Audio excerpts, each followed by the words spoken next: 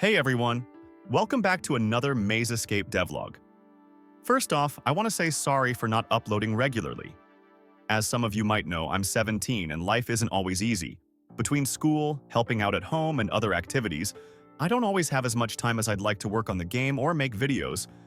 I'm trying to post more regularly, but I can't make any promises right now.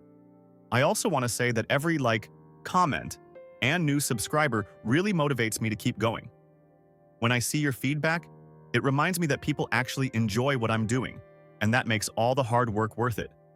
So, thank you for sticking with me. In the last devlog, I introduced the core mechanics of Maze Escape. The game is a race for up to 5 players to escape the maze by finding keys and unlocking doors at the maze's outer edge.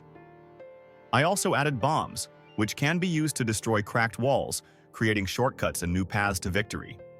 Along with that, I showcase the menu system, where you can join or create rooms, customize your player name, and see other players' names and colors in the game.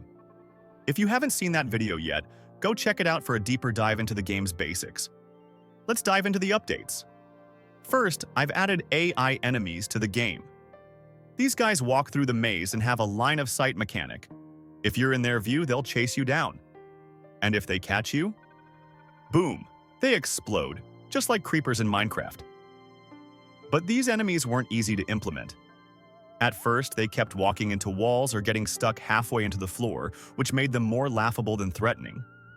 It took a lot of tweaking to get them moving properly and reacting like real dangers. I've also made it possible to destroy enemies with bombs, the same ones I added in the last devlog. If you time it right, you can blow them up before they get too close. This was another tricky feature to implement, and it took a while to get the explosions to work without breaking the rest of the game. One of the coolest parts of this update was an idea suggested by someone in my Discord server. Shout out to them for inspiring one of the new items I'll talk about next. I love hearing your ideas and bringing them to life, so keep them coming.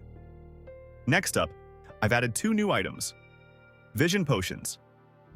There's one for keys and one for enemies. When you use them, you can see either keys or enemies through walls. It's a great way to strategize and find the best route to the exit. But oh boy, these potions cost me so many headaches.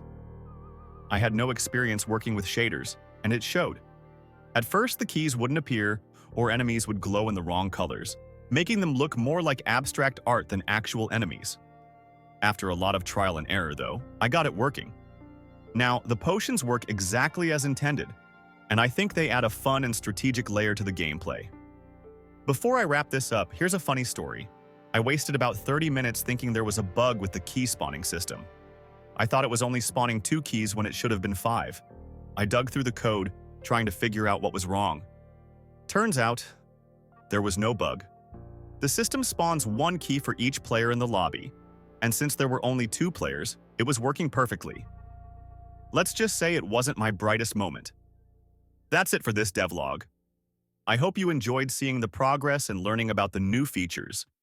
If you have any ideas or feedback, drop them in the comments or join the Discord. I'd love to hear from you. Don't forget to like, comment, and subscribe, and I'll see you all in the next update. Thanks for watching, and happy escaping!